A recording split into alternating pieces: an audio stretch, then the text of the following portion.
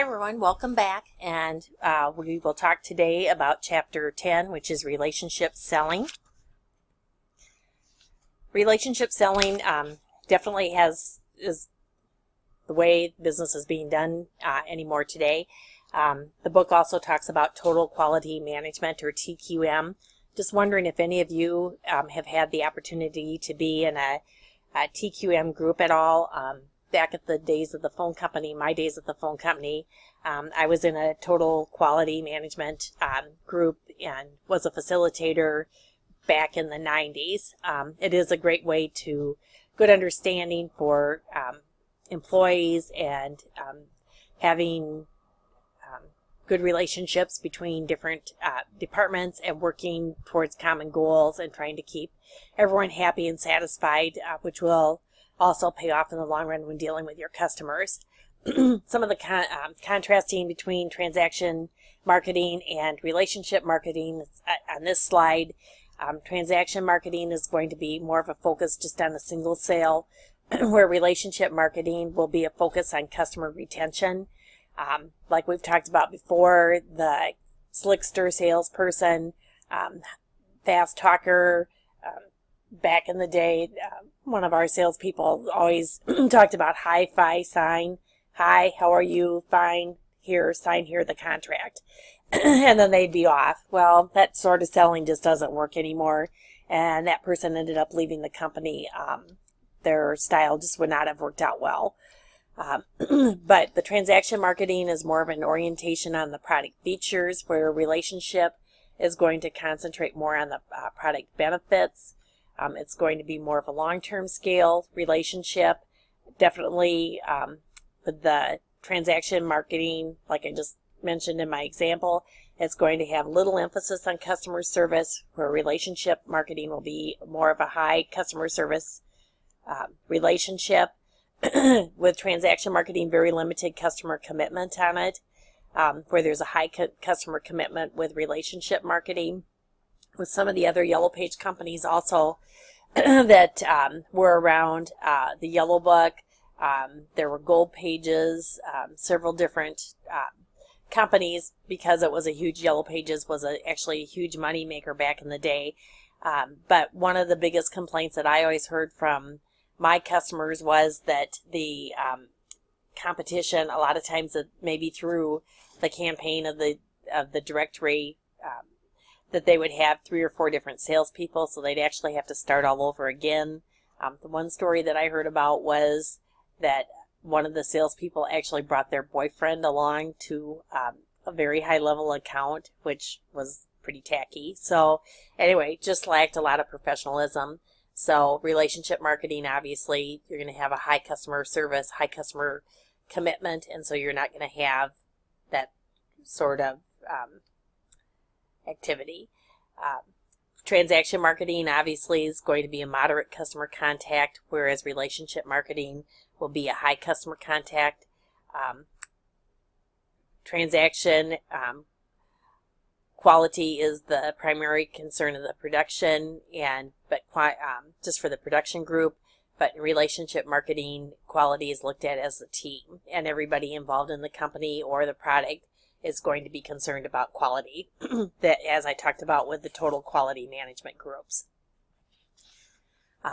Some of the marketing strategy on it, it's going to be a long-term focus on it versus a short-term. There'll be interactive marketing, which is going to be supported by all the marketing mix activities. For the price elasticity, customers are going to be less sensitive to the price on it because they're going to be loyal to you. The quality of the interactions with the functional and quality dimensions on it, it's going to grow more in importance, and it will be more dominating on it. The measurement of customer satisfaction will be a direct approach by managing the customer base. Customer information system would be a real-time customer feedback. There would be an interface of substantial strategic importance, both in your company and then also the customer and their company. And then internal marketing of the substantial importance to success on it. So it's just an all-encompassing two-way street for both the buyer and the seller.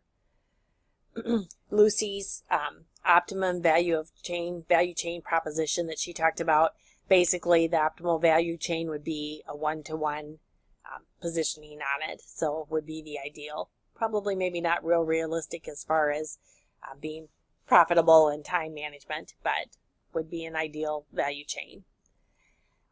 The internal to external focus of the total quality perspective, with the conventional manufacturing perspective, basically is a service component and then the product component, whereas the total product quality perspective, service component is a piece of it, along with product component, again though involving the whole total quality management and looking at all factors as part of quality to the customer and to the product. The creation of the virtuous circle on it, basically, like I said, with total quality management, it is just making that employees are happy and it's going to make for a better company. Employee retention is huge. The days are actually gone of the time that you could expect an employee to stay for 30 years or retire. That just probably isn't realistic. Likely that all of you will probably have about 5 different careers in your business lifetime. So employee retention, to try to keep it as long as possible. Training's very expensive and training a new person's very expensive. Also, as we've talked about in earlier chapters, that the new inexperienced salesperson is going to take them quite a bit of time to learn the product and to get the knowledge of the company and the product in the industry. Employee productivity also is going to increase with total quality management. The employee would be happier with their job and would increase productivity. Therefore, that is going to increase the external service quality, making the customer happy. Higher customer satisfaction leads to higher customer loyalty, which is also going to bring more profitability and growth to the company. So it all starts out actually starting with internal service quality and employee satisfaction starts the circle, and then it goes full circle on it. But it is a good process. Can be a little bit time consuming, can have to sift through a lot of different complaints and dissatisfaction, but if you can work it out, it is an excellent program. And like I said, it's going to enhance the profitability through a logical process. I hope if any of you ever get a chance to be in a total quality management group that you definitely take advantage. It's, again, a good tool to have, especially on your resume, and could be useful in any area that you work in.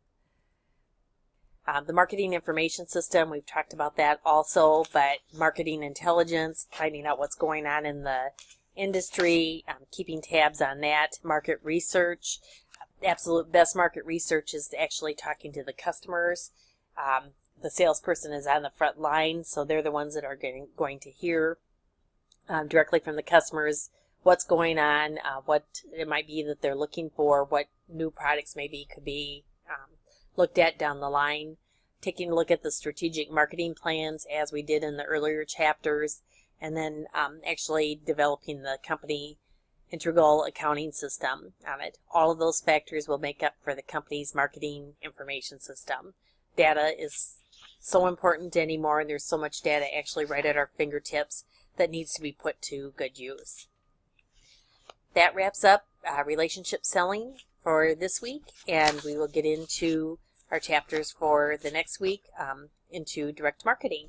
So thanks for listening. We'll see you soon.